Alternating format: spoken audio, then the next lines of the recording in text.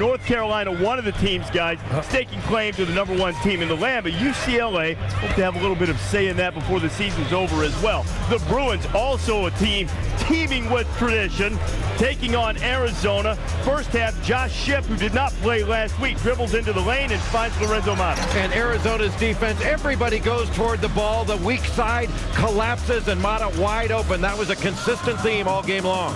Ivan Radenovic has the ball. UCLA surrounds him, at least Daniel Dillon by himself. I'll tell you one thing. They got a great front court, but they've lost 3 in a row, and that's the first time in a long time. The Wildcats had a players-only meeting, wanted to refine their intensity, but nobody stopped ball. Darren Collison takes it all the way. Second half, check out the space between Michael Rowe and the nearest defender. Well, they're not playing any defense. Hopefully, in that team meeting, they discussed defense. You can't leave wide-open shooters like that and win. Bruins go up by 7. Next UCLA possession. Here's Roll. Look inside. When you see the penetration, watch who picks it up. They're playing zone. No one goes to the ball. He hits a 3. 47-39. Bruins have the lead now. They're finally going to get out on Roll, and he's going to find Shipp. Well, Josh Shipp had another terrific ball game. Remember, UCLA played without Luke Richard and Bahamute. Alfred Aboya came in at 11 rebounds, and Aaron Aflalo, 22 points. UCLA, Reese, was just tougher. UCLA has shown a great deal of toughness without Bahamute, without Shipp last week. Mustafa Shakur tries to bring the Cats back. Radenovic hit the mid-range jumper. He has 20, but then Collison would find Shipp who finished. Well, I'll tell you one thing. Collison has really stepped in and played really well at the point guard slot. This club is really tenacious. Then they are in transition, and Aflalo loves the big moment. Look at Urkel. Urkel was in the stand. TV's Urkel. Was he playing for the Wildcats? Jaleel White, but maybe they could have used him. He claims to have some game. 73-69, the Bruins win. And Lute Olson has now lost 3 straight Pac-10 games. First time that's happened since his first season at Arizona, 1983-84. So UCLA, #2 in the land, moves on. Kansas going on the road to take on the General, Bob Knight. Bob Knight 1-5 against the Jayhawks, while at Texas Tech, Alan Bosco, Jarius Jackson, that put Tech up by a dozen. I'll tell you one thing, they get great motion in their offense. They play tough defensively to beat this young Kansas team. Sharon Collins drains 3, cuts the lead to 9, then Russell Robinson. Well, Kansas played with a good sense of urgency toward the end of the game. They've got to play the whole 40 minutes that way. I thought Texas Tech took the fight to them. Kansas only shot 4 free throws the whole game. Brandon Rush was left wide open. Kansas was within 2. Sharon Collins to Daryl Arthur, tied at 62, but then with just over a minute to play, Daryl Dora misses. Zeno and Jackson. Zeno and Jackson take this game over when it counts under pressure. Great move. Now here goes Jackson, reads it, goes down the middle, scores on a 3-point play. And one, and it's not exactly vintage defense. But no defense. Nobody helps inside. Lake into the ball, and that's part of Kansas's problem. I thought Knight did a great job in transition defense, but they couldn't stop him. Collins put up the 3, no good. Arthur tried to get the put back there, and Zeno's in the open floor for the punch. Now, I want to establish a rule here. Bob Knight coaches your team. There's no need to rush the floor. Well, I'll tell you an upset. I'll tell you one thing, though. That's a big-time win for Texas Tech. Bob Knight, look at him right now, fired up. All the Red Raider fans fired up. #5 goes down. #3 on the road, Wisconsin and Illinois. Their 14-game winner, the longest in the land, but Illinois had won the last 7 home games against the Badgers. As Jay likes to say, something's got to give. Michael Flowers is stealing the dunk. Well, Wisconsin is a terrific defensive team. Their bench really stepped up in this game. 23 points off the bench. Second half, Orlando Tucker had 17. Tucker just takes over when they need it. He is that Sally at 17 points, and you know what they want to do on defense here. Brian Randall would drive and one, tied it at 57. He had 8. Later with the same score, Rich McBride. See the 3. 15 for him. Illinois up by 3, but just over a minute to go. Cameron Taylor gets blocked, but Tucker hustling. I'll tell you one thing. You talk about Taylor as you watch the hustle right there. Taylor's one of the most underrated guards. Tucker with the big shot. They make big plays all the time. Taylor with 20 points. He and Flowers is so underrated. Burn, baby, burn. The Wisco Inferno has ripped off 15 in a row. They get their first win at Illinois in their last 8 tries. They're 4-0 on the road this season. Their only loss came at the hands of Missouri State, and that was on a neutral floor. Florida at home against Hotty Toddy. Ole Miss, Billy Donovan, his team ranked #1 in the land. The reigning champions, Florida, up 22-13. Torian Green, Corey Brewer, and then Green finds Joakim Noah. I'll tell you one thing, Noah really had his A game. They got the best front court in basketball with Noah, Horford, and Brewer. 52-28, but Ole Miss comes roaring back. Greg Hardy gets it blocked by Noah, who had 3 rejections on the day. Al Horford finds Noah inside. Anytime you get shots like that, you are going to win ball games. Joakim Noah had 24 points, 9 of 10 from the field, but Florida turned it over 18 times. That's what kept Ole Miss in it. 24 points for Noah tonight. For everybody, West Virginia and Cincinnati. Final seconds, West Virginia up 9. Frank Young. Look, I've seen Alex Bloom, and Frank Young's no Alex Bloom. He didn't even call bank.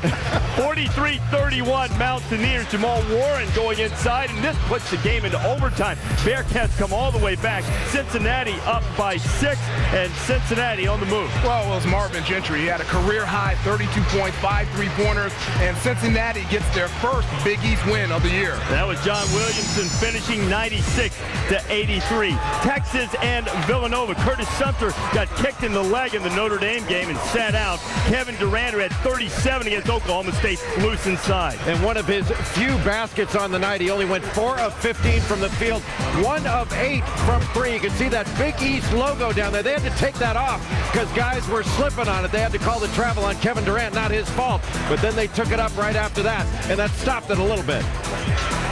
Peel away the dangerous sticker. Make sure you get the footing. Just under 6 minutes to go in the second half. Nova by 11.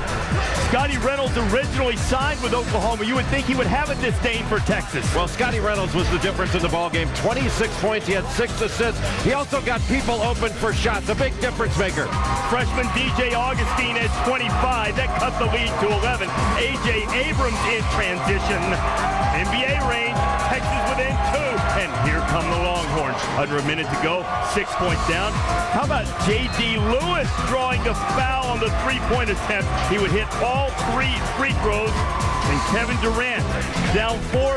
Couldn't get it to fall. Couldn't get it to go, but give a lot of credit to Dante Cunningham. He was in his face all game long. Cunningham had 16 points and 6 rebounds in addition to his defense on Durant. Durant had 1 point in the second half. You see in the last 4 games, he had averaged 34. His rebounding also off a little bit. And look, I don't want to make excuses for him because Nova did a great job. Triple overtime game this week in which he just played his guts out with 37 points against Oklahoma State. Plus, he's a freshman. He's allowed to have an off game now and again without us getting all crazy on him. Oh, come on, Jay. Get a little bit crazy on him. Guys putting up 35 every night. Indiana and UConn. Kelvin Sampson and the Hoosiers really needing a signature road win. And I know that UConn's not what it has been, but it still says Connecticut on those jerseys, and DJ White is becoming a force. Boy, did he make that move one-on-one. He ends up with 21 points and 3 rebounds.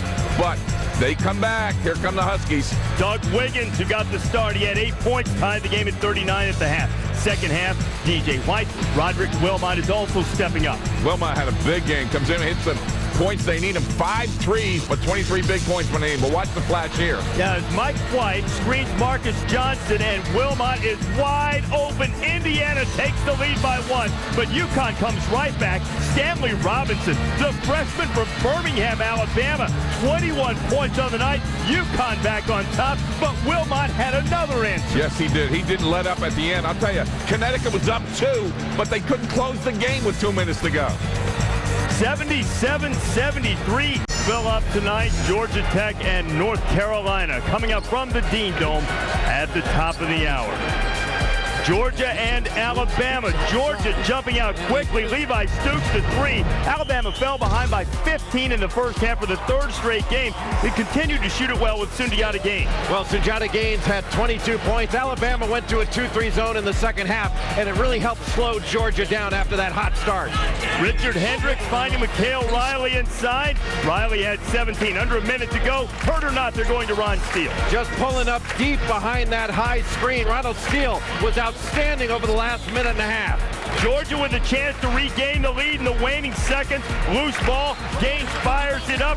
The turnover. Alabama gets possession late. Ronald at 6 between the rings. Off the screen at 5. Looking at 2. Tied up. Shoots it at the buzzer. It's good. It's good. Ronald Steele out the buzzer. Chris Stewart with the call, Jay. Well, Georgia did not do a very good job of defending this play. There were guys open, but they left the ball. Now, you can argue all you want about whether Steele walked or moved his pivot foot, but it was not well defended by the Georgia Bulldogs. 78-76, Alabama. LSU on the road at Arkansas. First half, Hogs up by 6. The freeze here, Tasman Mitchell following Sonny Weems. Leaves Charles Thomas open for the 3. Razorbacks up by 9. Gary Irvin will fake on Big Baby and he'd take off. Well, LSU wasn't playing any defense. They've been struggling on both ends of the floor, but Arkansas got anything they want in the paint. It was the Stephen Hill show, 8 of 10 from the field. Hill and his bandana and all of his hair continuing to wreak havoc. Well, LSU has really struggled guarding the pick and roll, and Stephen Hill did an outstanding job of rolling to the hoop. He missed 2 shots. I don't know how he missed 2 shots, dunking all those balls. Bad defensive play today for LSU. Kicked it out to Weems. Arkansas crushes LSU. The SEC West team has not won a conference game on the road yet. Vanderbilt has never won in Rupp Arena until last year. Bobby Perry the steal. He would go the other way for the dunk. Yeah, this is one transition play they got, but they didn't have a great game because Joe Crawford didn't show up. He was 4 for 17. One of the 4 right here from Crawford. Kentucky took a 2-point lead, but with 90 seconds to go, Dan Cage is loose. Same situation. What happens? You get turnovers, you get points. They shoot the threes. They made 11, Vandy. State, maybe not a national championship contender, but Tony Bennett has them ranked in the top 25 against a reeling Washington team. John Brockman stuffed by Kyle Weaver. Somebody Pontiac game changer for the day. He finds Derek Lowe. Well, this team just seized the tempo from the very beginning. Derek Lowe had 20 points. They were doubling the post. They were blocking shots. Ivory Clark was all over the place. Great pass to Clark right here. That guy's 6'5". He plays like he's 6'9" with those arms. And how about your guy Derek Lowe filling it up? Derek Lowe is an outstanding player. The Hawaiian cliff diver. He's a daredevil. I dare you to get in his face. Too late. 75-47. Washington's 1-6 in the league, and now in the last 7 games, the Huskies have had a lot of road trips, but there's not much margin for error now. Somebody in the Pac-10 office does not like Washington to send that young team on the road this often to start the season out. They shot 28% at the Palouse. You're not going to beat anybody doing that. In the ACC, Boston College and Clemson, BC with this issue. Sean Williams kicked off the team. Oliver Purnell trying to bounce back from a thumping at the hands of North Carolina. Cliff Hammonds behind the arc. Yeah, they even tried to play some zone, but without Sean Williams, who blocks about 5 shots a game, they really had problems. Yes, the turnovers killed them. 24 points for Clemson off of 21 BC turnovers, and yet they even got 15 points on 12 offensive rebounds with no Williams in there to block, and that's what I'm talking about right there. James Mays with the follow. Tigers by a dozen. Hammonds drains to 3. Very good stat on the block shots, Digger. 5 per game. Williams averaged by himself. They only had 1 as a team. 74-54 the final. Duke and North Carolina State. Coach K and the Devils going for their 3rd straight ACC win. Paulus to Nelson. Well, Paulus has been playing terrific since being put back in the starting lineup. He had 13 points, 4 assists, and he only had 6 turnovers in his last 3 games. Duke pulling out to a big lead. Nelson McRoberts with the baptism. Duke building a huge lead. 25-14. There's McRoberts again, another flush. Second half, John Shire gets the stroke. Well, it was a total team effort. They had 16 assists as a team, 5 guys in double figures. Great road win for the Duke Blue Devils. McRoberts with 13 points. Duke building a 62-41 lead. They would end up winning it by 23. And the Devils have really improved their offense. They've played great defense, improved the offense the last 3 games. Well, they have, and I think in large part because of Greg Paulus. He's been taking care of the basketball. He's been consistent in terms of knocking down that 3-point shot. He's shooting 50% from 3-point range. He's involving everybody in the play, and that's why Duke has been successful in their last 3 games. Number 4, North Carolina, home to Georgia Tech. Peace out. Georgia Tech winless on the road since January 10th, 2006. That's 14 games. How about Tyler Hansbrough? We know he can dunk. He was also 14 of 15 shooting free throws in this game. Carolina up early by 7. Later, Tech down 11-2. Oh! Jeremy Smith, the circus, his prayer is answered. Later, Wes Miller. Rocking the suburbs, just like Quiet Riot did. Carolina up at halftime, 34-23. And then, oh, the beautiful no-look. Brandon Wright dunks it. Quentin Thomas passed it. Now an 18-point lead. And Sean Terry, that's end with a dunk. Good teamwork. Carolina, easy. They're now 17-2 on the year. After their thriller with Texas, schedule didn't get any easier for Oklahoma State. Texas A&M was up next. Billy Gillespie's team gets after it on defense. Early in the first, AC Law doing it on offense. 16 points, Texas A&M up too early. And Sean Sutton calls a timeout 22 seconds into the game. I guess he forgot something in his pregame speech. Then A&M up by 4. Antanas Kavalauskas with a jumper. Kavalauskas with 14 points. Sutton calls another timeout, 2:17 into the game. So one more thing, guys. Play some defense. Off the inbounds, Kavalauskas, and Sutton's going to run out of timeouts if he keeps calling. Aggies up 10. Second half, Oklahoma State down 5. Kenny Cooper going to work inside. That'll cut it to 3. Later in the second half, though, the Aggies start to pull away. Kavalauskas, if you haven't seen him, he's a talented big man. Nice pass there to Joseph Jones. He had 13, and the Aggies going to win it 67-49. Let's hop aboard the SportsCenter Express. This train makes local stops for college basketball action. San Diego State at Air Force. Richie Williams to Jerome Hable. Nice pass. Hable 15. San Diego State up 1. Seconds later, Dan Walele fading away. He had 11. Air Force up 1. Then Brandon Heath comes up short on the 3. Jacob Birchie with the steak and shakes are on me. Let's go to Columbus, Ohio State. Iowa, Greg Oden. In practice Friday, quote, "My teammates just find me. They put me in a position to score. I'm thankful for that because it looks good on TV." His game is very telegenic, especially in this one. First half, Buckeyes by 8. Oden. Buckeyes by 10. Second half, the lead back to 8 again. And Iowa just has no answer. I mean, it looks like a father-son game going on in there. He was 12 of 13 from the floor. Hit all 5 of his free throws as well. Now the footwork, real nice drop step there. Baseline jam, 17. Watch it again. Good quick move. That's why NBA scouts love him. He has good feet. And he's real tall. Ron Lewis drives. always help. Attracts the crowd, and he gets up quickly as well. Career high 29 for Greg Oden. Cal taking on number 10, Oregon. Ducks off to their best start in 80 years. Quack, quack. Aaron Brooks, a big part of that. First half, Cal up by 7. Omar Wilkes with a rip. Drops it off for Theo Robertson. 3 ball. Bang, bang, bang. Robertson with 19. Cal up by 10. Later in the half, Cal up 9. Eric Vernis will get the ball in transition, but Aaron Brooks there for the big block. He's 6 feet even, but he rejects a 6'7" Vernisol. But Cal up by 8 at the half. Second half, Brooks holding on to it. Then he decides to take the long 3 at 22. Oregon up by 3. Then later, Brooks to Malik Hairston. And Hairston putting it down big time. Hairston posterizing Ryan Anderson. We don't mean to play you, Ryan, but Oregon wins at 92-80. Big East basketball. What a game. 6th-ranked Pittsburgh welcoming Marquette. Jamie Dixon's club 12-0 at home this season. Under 20 seconds left. Pitt down 3. Levance Field missed. Levon Kendall gathers the spill. And Pitt down 1. Final 9 seconds. Panthers down 2. Antonio Graves misses the freebie. Keith Benjamin, the offensive rebound out to Ronald Ramon. Fouled on the shot. Take another look. Ramon, was he trying to pass the ball? Tom Crean may believe so. Ramon would make the free throws. This game tied. He had 21. 3.5 seconds left. Dominic James for the win. No. We're going to go overtime. James 4 of 9 from 3, but can't get that one. In OT, still tied. Aaron Gray. Big fella. He had 16. Panthers up 2. Under 3 minutes left. Tied. Ramon. He was 4 of 6 from 3. That's one of the 4. Pitt up 3. Under 5 seconds left. Marquette down 1. James drives, and will he get the whistle?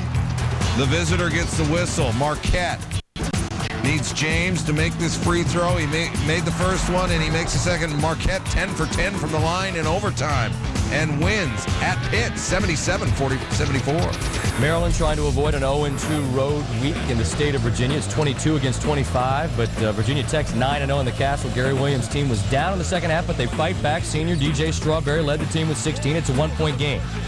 Game tied at 59, winding down. James Gist gets a pretty good look.